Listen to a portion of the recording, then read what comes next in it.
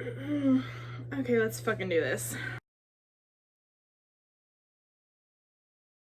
Hey guys, it's Michaela back again with another video, and I'm just gonna start up front. I want to talk about the Becky albertalli situation. Before we begin, I want to offer a couple of disclaimers. The first is that I am a queer cisgender person, and I by no means speak for the queer community. I am just one voice. I don't believe that we have to have a consensus. I don't believe that we all have to be in agreement. You can be a queer person and thoroughly disagree with me, and that's totally fine. I am just giving my opinion on this issue that affects the queer community, but my opinion is not the opinion of the queer community, and I want to make sure that that's very explicit. The second disclaimer is that I am only going to be talking about Becky albertalli specifically. I am not going to be talking generally about queer creation or straight people in queer creative spaces, mostly because, again, I don't speak for the entire community, and I also think that this is an issue that is extremely individual and case by case. I, for one, am totally fine, for example, with straight people playing queer characters. It's not something that particularly bothers me. I think that the writing and the directing is far, far, far, far, far more important than the acting. I know a lot of straight people who are super great at playing queer characters. I don't particularly care. I think trans characters is a different issue. I definitely think that, at least for the foreseeable future, only trans people should be playing trans and non-binary roles. But for cisgender queers, I don't care. In the same vein, I think that straight people absolutely can write queer characters.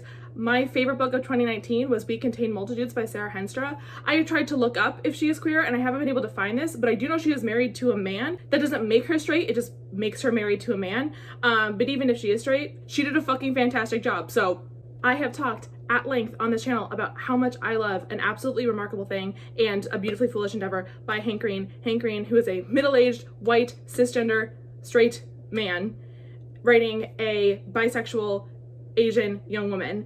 And he did a fantastic job because he did his research, and I probably will touch on this a little bit more later, but I'm not going to complain about him writing this character when he did a truly stellar job of bringing multiple queer women to life. The third disclaimer is that I am also not going to be touching on the shitstorm that has been Twitter around this issue. I know that a lot of people are very, very angry at Gabby Dunn for the opinion that she expressed. I think that points that Gabby Dunn has made are correct. I think that points that people who disagree with Gabby Dunn have made are correct. I think neither side is completely correct. And I think that the vitriol that has sprung up is mostly uncalled for. But I'm not going to be commenting on anything particular people said or any particular points that other people have made. I'm just going to be making my own points. And again, you are free to disagree with me. I also highly encourage conversation in the comments if you want to. If you are being actively harmful to other people, your comment's gonna be deleted. But if you disagree with me, I would love to hear what you have to say. Just don't be the biggest asshat about it, basically. I'm going to be presenting my opinions respectfully, and I ask you do the same. So if you have no idea what the fuck I'm talking about, Becky albertalli, who is most famous for writing the book Simon versus the Homo sapiens Agenda, which was adapted into a movie called Love, Simon. She just, I think it was yesterday, maybe the day before, wrote an essay on Medium coming out as bisexual. Specifically, she talks in this essay about how she felt forced to come out as bisexual because of criticisms and questions that she has received as a previously perceived to be straight person, writing not only Simon, a gay character, but also a character named Leah from Leah on the Offbeat, who is bisexual. Fourth disclaimer, the only Becky albertalli book that I know I have read is Simon. I may have read another one. I'm not 100%. Something in my brain is you've read another one, but I don't remember. I know that I have not read Leah on the Offbeat. I'm going to be talking about my relationship with Simon in a little bit, but I'm not coming at this from a person who is invested in Becky albertalli on one side or the other. I love her or I hate her. I don't care about Becky albertalli. Sorry, she's just not someone who's on my radar. Just keep that in mind, that I'm not coming at this someone invested personally in this situation. So in this essay, which I printed out, so I'm probably gonna be referencing it a bunch, Becky details how she wrote Simon, published it, and it became insanely popular, and then she started receiving questions about her inspiration and you know, why she was writing this queer character as a straight woman. And she also mentions in this essay that she herself identified as straight at the time. And I think that is important. She was married to a man, and like happily so, and never really thought to question anything, which is fine. Becky specifically writes that she is coming out now because she's been scrutinized, subtweeted, mocked, lectured, and even invalidated just about every single day for years. And I want to say that that's not okay. It is never okay to bully someone for not being who you think they should be. I am reminded of the Jamila situation just a couple of months ago, or maybe it was last year. Truly, time is beyond me at this point, where she was announced to be the host / a judge, I can't remember, of Legendary, the ballroom show, and she was criticized for it because not only has she absolutely no experience in ballroom whatsoever, but she was perceived to be straight at the time, and then she said she felt pressured to come out as bi, which was problematic because really the number one critique is that you have no experience in ballroom, you have no connection to ballroom, you have no history in ballroom, what are you doing in this like very niche community? But whatever, that's a different story. I don't think it is ever okay to demand that someone who is interacting in any way with a community openly declare or defend their connection with that community. I don't think it's okay to bully someone, to harass someone, to belittle someone just because they don't present the way that you think they should. Even if that person is perceived to be like sort of untouchable because they are an extremely successful writer or they are an extremely successful actress, right? Like it doesn't really matter what the platform is. Belittling someone's identity is not okay. I don't know what Becky Albertalli is talking about. I don't follow her. I don't read things about her. Like, since I have read Simon, this is kind of the first thing that I've ever really like seen about her. So I can't attest to anything I've seen personally. I'm taking her at her word that these things happen. I believe her. I haven't seen them myself, so I'm not going to comment on any like particular tweet or article or anything like that. I haven't seen them, but I believe that this happened to her and that she felt this way.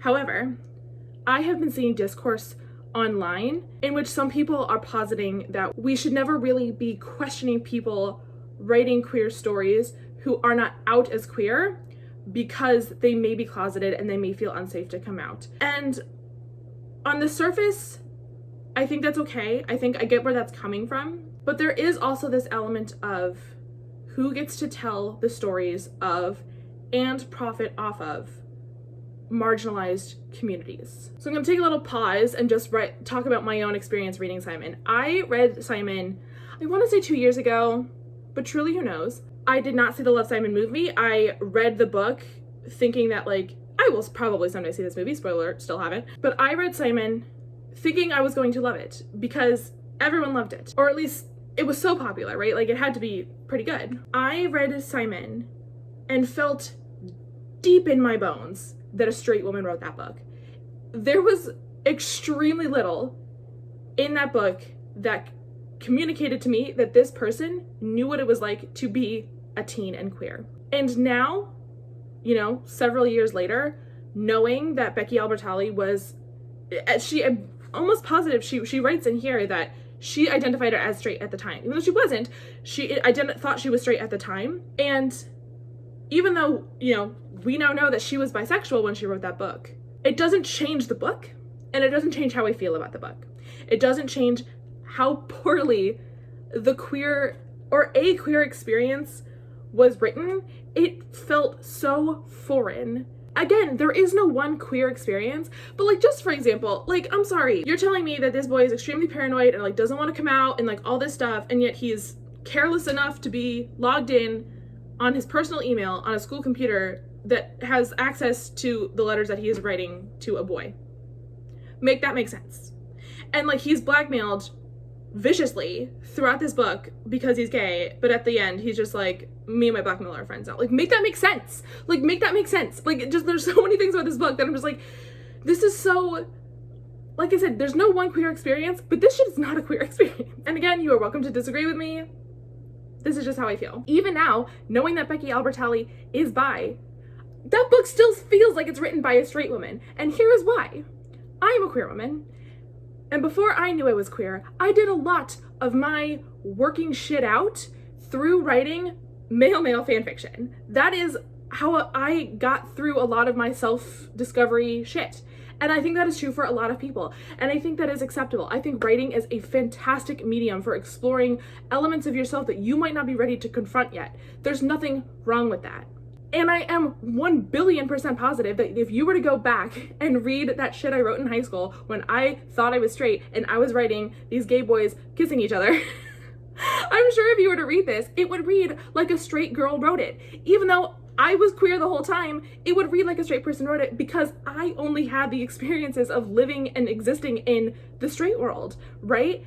And that's fine. But I wasn't publishing that, and I wasn't making money off of it, and I wasn't becoming this national success for writing queer boys poorly when I was presenting myself as straight. And that is the thing I want to talk about here. I don't blame Becky Albertalli for basically any of this. I really, really don't. However, I also don't blame the people who have asked the question over the years. Now, how you ask it is important, but the question itself is, why is this straight woman who called herself straight at the time, making so much money, telling queer stories not very well, and getting book deals, whose voice wasn't heard because hers was? Because the thing about Simon is it's very digestible and it's very safe. It is a very safe book, queer book to put in schools, to put in YA sections of libraries. It's a very safe book that doesn't challenge shit. But whose voice was more challenging, whose story was more uncomfortable and less digestible, but got shoved aside because Becky Albertalli was writing a story instead. This, pretty cisgender, at the time perceived to be straight woman who was silenced instead. And people have made the argument that books aren't like TV shows, right, or movies where there's one role, so that role should go to a queer or trans person, whereas many books are published a year. And that's fair and true, but we all know that publishers have slates. They're only going to take a certain number of books every year or every quarter or however they do it. Not everybody's going to get published. Publishing companies still have quotas where we'll publish this number of queer books and this number of Black books and this number of Latinx. We know this. We know that there are quotas to be met, that they're not just going to take all of the queer books and be like, oh, you're all great. They're going to pick and choose. So someone didn't get chosen because Simon did. And again, this is not Becky Albertalli's fault. The woman wrote a book. It wasn't a very great book, gonna be honest. Like I said, I may have read one other Becky Albertalli book, I don't remember, but reading Simon didn't make me ever want to read her again. I don't particularly like her writing style, and I didn't particularly like Simon, like the character, the story. Becky Albertalli wrote a book, which she is allowed to do. She wrote a book about queer characters, which whether she is queer or straight, she is allowed to do. And she attempted to get that book published, which she is allowed to do. But why was her book, which doesn't portray queer characters very well, why did that book become so insanely popular? And why did that book get a movie deal? That is, I think, the important question. And that is, I think, the question that should have been asked this whole time. Again, I don't know how Becky Albertalli was treated by media companies for interviews or by individuals on Twitter. I don't know. I haven't seen that, so I'm not going to comment on that. If people were invasive and belligerent and rude, that isn't acceptable. But asking that question of why is she getting to be so successful telling queer stories when there are other queer writers who don't get that kind of publicity and success, why is that happening? That is an acceptable question to ask. I've also seen it brought up that the concept of own voices, which is the author is of the same sort of marginalized groups as the characters that they are writing, that own voices shouldn't be used as a tool to silence people who aren't own voices. And I think that is correct. I think that we should be propping up own voices books, not throwing away books that aren't own voices.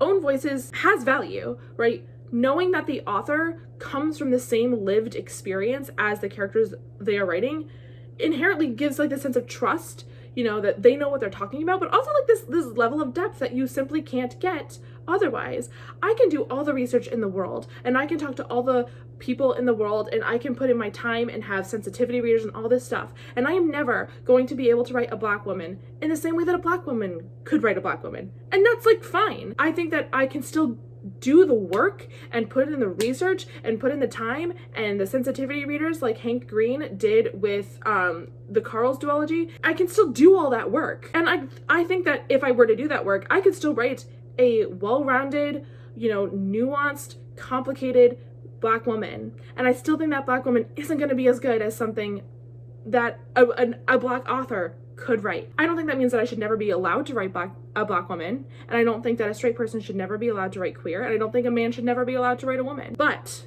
own voices does have value, and so asking, hey, was there an own voices author who didn't get a book deal because Becky Albertalli did that happen, and how do we feel about that? I think that's an okay conversation to have. I also want to push back a little bit on Becky in this essay, and not in a way that I don't think she's being dumb or hysterical or anything like that, but she brings up that she hated getting questions basically about hey, you are a straight person, why are you writing this? And my issue is not that you can't have these feelings, but you also can't be surprised when the question comes. It's a valid question. And so I think that if you are going to be self-identifying as straight, even if you haven't come out to, and listen, I know how hard it is to come out to yourself. I have done it. I know how what the fuck that whole situation is. But if you are going to be presenting to the world as straight, even to yourself, you have to be okay with getting the question. You have to be okay with people asking the question. I think about Darren Criss. When he joined Glee, he was a straight guy playing a queer character, a queer man.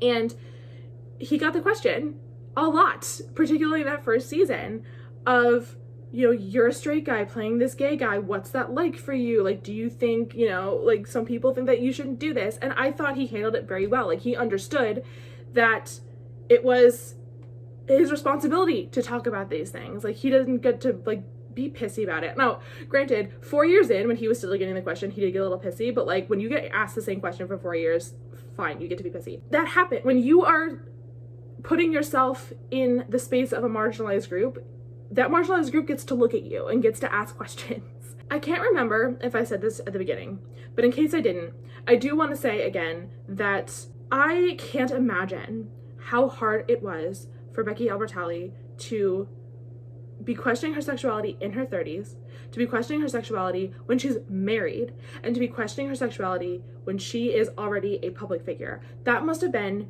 an excruciating experience, and I have so much empathy for you. Not that you're watching this, but I have so much empathy for her, and I feel so bad for her that she felt like she was forced to come out in this essay. She titled it, I Know I'm Late, which you're not. There's never a correct time to come out. There's no window, and if you miss it, you're fucked. There is no correct time to come out. I'm sorry that she felt this pressure. I am sorry that she felt that she owed us something, because she didn't owe us coming out. But let's say that she knew from the beginning that she was bisexual, but she just didn't want to come out. She didn't, for whatever reason, right? That's fine, but the question is still going to come. And so you've got to prepare an answer, I guess. Mostly I'm just did she not have a publisher or a manager, a PR person? Was no one helping her with this? Even back when she thought she was straight, did no one sit her down and be okay, so you're getting these questions about this, this, and this, let's craft some answers. I feel why was she left to do this on her own? I think she could have just used some help and maybe alleviated some of this pressure, because like I said before, I have no problem with straight people writing queer stories, acting queer stories, if you do it well, if you do your research. My problem with Simon specifically, and like I said, I'm going to be talking about Becky Albertalli specifically, not the general state of things, but that Simon, to me, was not a well-told queer story. So that, compounded with the fact that it was written by a straight woman, is what made it problematic for me and what made me not want to interact with Albertalli's works anymore. That was the issue. It doesn't matter that she's straight now because the feeling is the same. It's not a well-written queer story, and it still feels, it just doesn't feel right. I now don't trust her to write queer stories well. I could be wrong. I've not heard really anything about Lee on the Offbeat. I know that there have been other books like set in the Simon universe. I don't know what they're like. I don't know if they're good or if they're bad. I know that I am personally not interested. I don't know if there's like a point to everything I'm saying here. I don't know if there's like a conclusion to draw. I think if I could sum up my thoughts, it would be, don't fucking bully people because they don't identify in a way that you like. It is okay to question who gets to tell stories of marginalized people and who gets to profit off of them and why. And 3 is, I am talking now specifically to queer people and the queer community. We don't all have to agree on shit. We don't all have to view the world in the same way. We don't all have to think about social justice the same way. We don't all have to think about queer and trans rights in the same way. Obviously, if you are a queer person and you are trans exclusionary, then like, truly what the fuck are you doing? We don't all have to approach our own marginalization in the same way.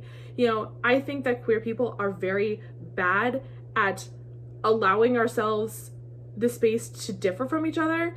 Like, I think in particular in like Black spaces, Black and brown people, well, I'll just say like specifically Black people are very good, from what I have seen on Twitter, at like understanding that there are millions of Black people in America and even more around the world, and that they're not all gonna agree on shit, but they can still have those conversations. And I think queer people are like really bad at it, particularly queer whites. We are really bad at it. You know, we are really bad at understanding that we all have different backgrounds and that we all come from things from different perspectives, and that like it's more important for us to listen to each other than it is to try and get on the same page. At the end of the day, if you are in the comments and you are disagreeing with everything I've had to say in this video, like, I still respect you, and I still respect that you have this opinion, and I still respect that you might not convince me and I might not have convinced you, but like, your humanity is still valid, and I still support you having this opinion, and I still support you being able to read the queer fiction that you want to read